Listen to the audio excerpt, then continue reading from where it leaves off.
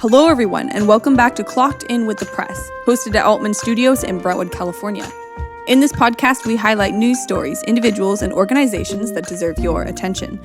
For full news stories and to stay updated on the latest Contra Costa County happenings, you can visit our website and Facebook at thepress.net or our Twitter and Instagram at PressClockedIn. This is your host, Caitlin Gleason, clocking in. This episode, we have quite a few top stories of the week, so let's just get right to it. First, 8 people were injured, 1 critically, in a 3-vehicle crash on East Cypress Road, west of Bethel Island Road in Oakley at about 9:45 a.m. Sunday morning, January 30th. A white Nissan Altima was seen driving eastbound on East Cypress Road in the westbound direction when it collided with a red Dodge Durango and a gray Chevy Tahoe, sending all 3 vehicles off of the roadway, according to Officer Soares of the Oakley Police Department.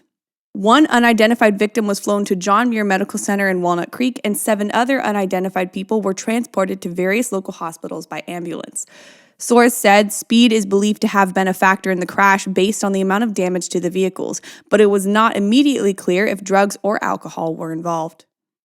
Next, a vehicle drove into Ace Hardware at 8900 Brentwood Boulevard Sunday morning around 11:45 a.m. No injuries were reported to either the vehicle's driver or anyone in the store at the time of the collision, according to East Contra Costa fire protection personnel on the scene. There was minimal damage to the vehicle, a red Tesla sedan. Ace Hardware sustained damage to the glass windows and products immediately inside the crash site, and the store plans to remain open for the rest of their business day after the initial crash. According to a Brentwood police officer on the scene, the accident was the result of the driver losing control of the vehicle after their dog jumped into their lap. The canine was also, thankfully, unharmed. Next, an unidentified 34-year-old Antioch man was arrested on January 29th in connection with the death of his 15-year-old son and a 30-year-old female friend, Antioch police said. Police found the victims unresponsive inside a home on the 2100 block of Lemon Tree Way at about 8:15 p.m. after a neighbor asked police to check on their neighbor who had not been heard from in several days. Both victims suffered from obvious trauma, and the incident was determined to be a homicide. The suspect was apprehended by Redwood City Police at a Redwood City train station after Antioch Police developed a suspect description and broadcasted it to Bay Area law enforcement agencies. The investigation determined that the 34-year-old suspect was in a relationship with the 30-year-old female, and the 15-year-old male was the suspect's biological son. No other information is being released at this time, including the names of the victims or the suspect. Next, a 38-year-old Discovery Bay man was arrested late last week for allegedly negligent discharge of a firearm, assault with a firearm, child endangerment, and resisting arrest after an hours-long standoff on January 26th in Discovery Bay. Contra Costa County Sheriff deputies dispatched on the 26th to report of a shooting that occurred at a home in the 2300 block of Newport Place South in Discovery Bay at 7:30 p.m., attempted to speak to 38-year-old Discovery Bay resident James West, but he refused to cooperate. West, who barricaded himself inside his residence, unexpectedly opened the garage door after both negotiators and the sheriff's office SWAT team had unsuccessfully tried to get him to surrender for about 3 hours.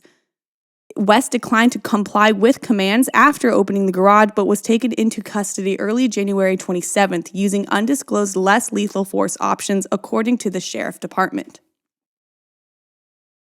Next up, the Oakley Police Department received a call of a missing person under suspicious circumstances on January 27th, 2022. The missing person is identified as Alexis Gabe, who is 24, of Oakley. Oakley Police Patrol personnel and detectives began immediate efforts to locate Gabe. The Oakley Police Department has been in contact with Gabe's family and have spoken to key people who were last known to be with her. The efforts to locate Gabe are continuing as detectives analyze evidence and patrol personnel continue to field tips and conduct physical searches for Gabe.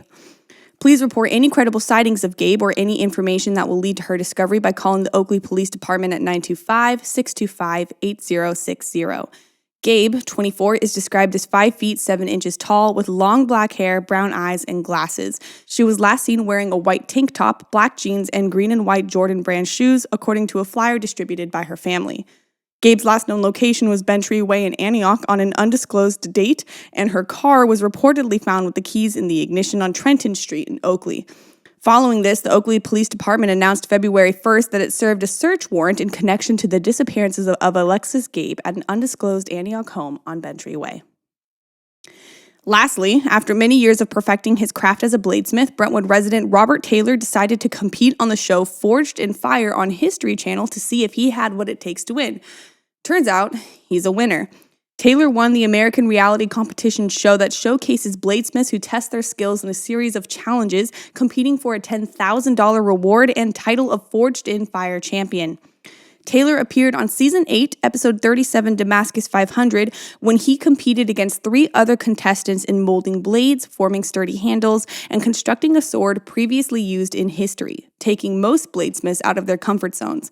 Before securing a spot on the show, Taylor had to endure a 6-month selection process before he was chosen. Background checks and various interviews determined which bladesmiths were eligible. Since his victory on the show, Taylor said many opportunities have opened up for his career, such as invitations to the Texas Blade Show, increased sales in his new business, Blue Knight Knives, in Brentwood, and possibly to be able to compete in the future championship round of Forged in Fire soon to come. That's it for today's episode of Clocked In with the Press. I appreciate each and every single one of you for taking your time to listen in to the show. If you would like to read more news stories of Contra Costa County, you can do so through our website at www.thepress.net or on our Facebook, thepress.net, or on our Twitter and Instagram at PressClockedIn. Contact us with your thoughts on this episode or any other before it. That's all that I have for you today, and I look forward to speaking with you in a future episode. This is Caitlin Gleason, clocking out.